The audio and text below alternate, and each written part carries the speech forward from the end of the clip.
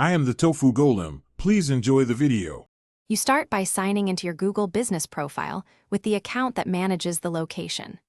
Once signed in, open the specific listing and confirm you are listed as the owner or manager. If not, request ownership and wait for confirmation. Make the decision now whether you need permanent removal or to mark the place as permanently closed or a duplicate. This choice changes the next steps and why you will either delete or remove the profile from search results. Once you've confirmed ownership and the decision, open Edit Profile and locate Remove Listing or mark as permanently closed. If Remove Listing is present, follow prompts to permanently delete. If not available, mark as permanently closed or report as a duplicate by selecting that option.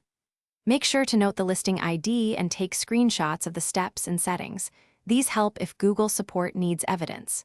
If deletion is blocked, prepare to submit a support request. With this, finish by monitoring Google Search and Maps for 24 to 72 hours to confirm the change.